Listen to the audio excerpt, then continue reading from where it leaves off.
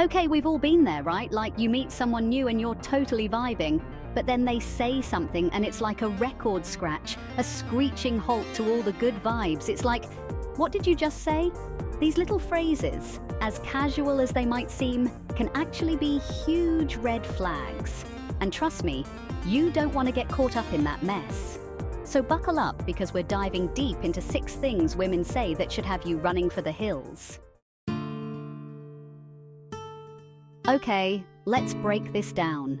This phrase, "I'm not like other girls," has been floating around for a while now, and it's time we really dissect what it means and why it's problematic. When someone says, "I'm not like other girls," it's like, what are you even trying to say?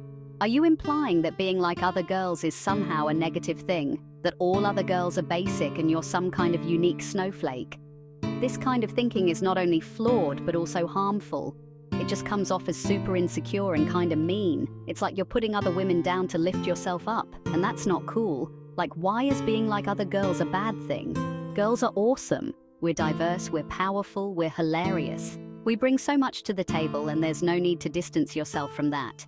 This whole "not like other girls" thing just perpetuates this weird competition between women.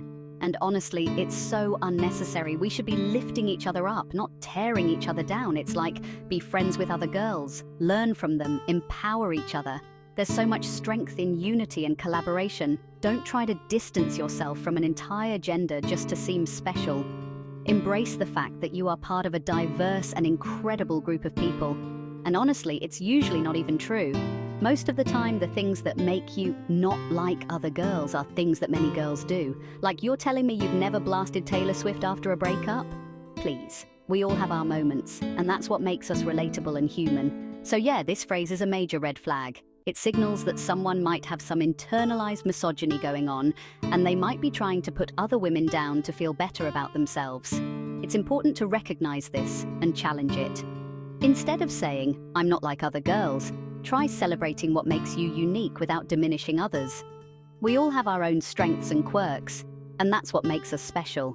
Let's celebrate that diversity and support each other in our individual journeys. Remember, being like other girls isn't a bad thing, it's a beautiful thing. We are all in this together, and together we are unstoppable. So next time you hear someone say, "I'm not like other girls," take a moment to reflect on what that really means. Encourage them to see the value in being part of a collective of amazing women. Let's change the narrative and celebrate each other for who we are. Because at the end of the day, we are all unique, and that's what makes us extraordinary. So let's embrace our similarities and our differences, and let's lift each other up. Together, we can achieve anything. This one is tricky because on the surface, it sounds totally reasonable. Who actually enjoys drama, right? But here's the thing, sometimes the people who say they hate drama are actually the ones who thrive on it. It's like they attract drama like a magnet. They're always getting caught up in some kind of conflict, or they're stirring the pot and then acting like they're the victim. It's exhausting. So if you hear someone constantly saying they hate drama, pay attention to their actions. Do they gossip a lot? Are they always involved in some kind of conflict? If so, they might be full of it. It's important to be with someone who can handle conflict in a healthy way, not someone who claims to hate drama but secretly lives for it. Okay, this one is a classic. If you hear someone say this, run. Seriously, don't even walk, just sprint in the opposite direction. Because here's the deal, it's statistically improbable that every single person someone has dated is crazy. Like, what are the odds? This phrase is a huge red flag because it suggests that this person is incapable of taking any responsibility for their actions. It's always everyone else's fault. They're never the problem, it's always their exes who were crazy, clingy, psycho, whatever. And you know what? Maybe some of their exes were a little intense. But if someone has a pattern of blaming their relationship problems on their exes, it's a sign that they're not self-aware and they're not willing to work on themselves. And that's a recipe for disaster. Okay, honesty is important in any relationship, but there's a difference between being honest and being straight up rude. Some people use honesty as an excuse to be hurtful. They think that because they're being honest, they can say whatever they want, no matter how insensitive or disrespectful it might be. Like, no, Karen, you don't need to tell me that this dress makes me look fat. You could have just said you liked the other one better. Real talk. There's a way to be honest without being cruel. It's about being mindful of the other person's feelings and delivering your thoughts in a kind and compassionate way.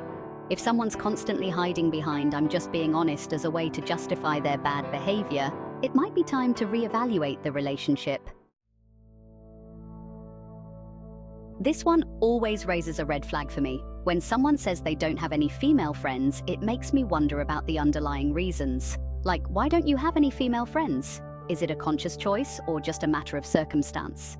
Is it because you're competitive with other women? Sometimes people feel threatened by others of the same gender, leading to a lack of close friendships. Do you find it hard to relate to them? Maybe you feel like you don't fit in or share common interests. Or maybe you just haven't found your people yet. It can take time to find friends who truly understand and accept you. Look, I get it. Making friends as an adult is hard. We all have busy lives, and it can be challenging to find the time and energy to build new relationships. But if someone is actively choosing not to have any female friends, it could be a sign that they're not comfortable with their own femininity, or that they have a hard time relating to women in general.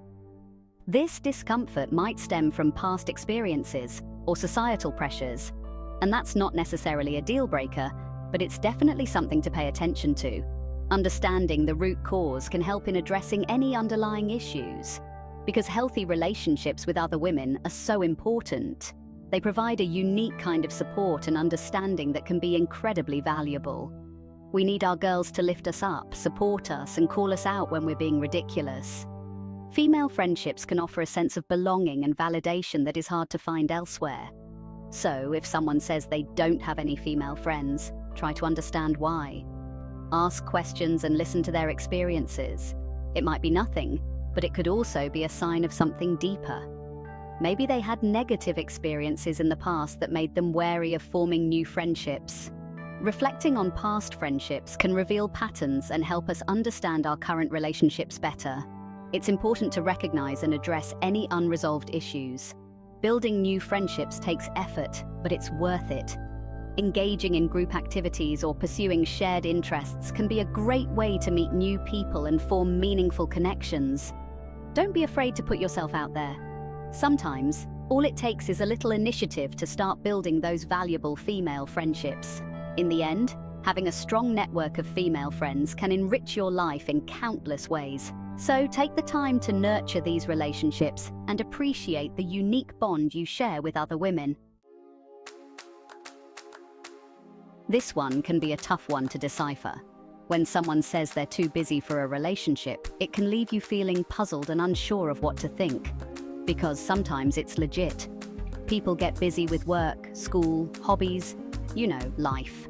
We all have our own commitments and responsibilities that can take up a lot of our time and energy. But sometimes, "I'm too busy for a relationship" is just a polite way of saying, "I'm not interested in dating you." It can be a gentle letdown, a way to avoid hurting someone's feelings directly. And that's fine. It's totally valid to not be ready or interested in a relationship. Everyone has their own pace and their own reasons for wanting to stay single. But if someone is constantly using their busy schedule as an excuse to avoid commitment or emotional intimacy, that's a red flag. It might indicate that they're not willing to prioritize a relationship or that they're not emotionally available. Relationships take effort, and if someone is genuinely interested in you, they'll make time for you, even if it means rearranging their schedule or sacrificing a little sleep. They will find ways to integrate you into their life, no matter how hectic it may be. It's important to pay attention to actions, not just words. If someone truly cares about you, they'll show it through their actions. They'll make an effort to stay connected, even if it's just a quick text or a brief phone call. So if you're hearing this excuse a lot, it might be time to move on and find someone who's actually ready to invest in a relationship with you. Don't settle for someone who isn't willing to make you a priority. Remember, you deserve someone who values your time and presence. Someone who is excited to be with you and is willing to make the effort to build a meaningful connection. Don't be afraid to seek out the love and respect you deserve. In the end, it's about finding someone who matches your level of commitment and enthusiasm. Someone who is ready to share their life with you, despite the busyness and chaos that life can bring. So keep your heart open and stay hopeful. The right person will come along when the time is right. So, there you have it. 6 things women say that should have you waving those red flags like a maniac. Remember, dating should be fun, not stressful. Trust your gut, pay attention to those red flags, and don't be afraid to walk away if something doesn't feel right. Now, if you want to learn more about navigating the wild world of dating, check out my video on men's facial hairstyles that women love and hate. You won't want to miss it.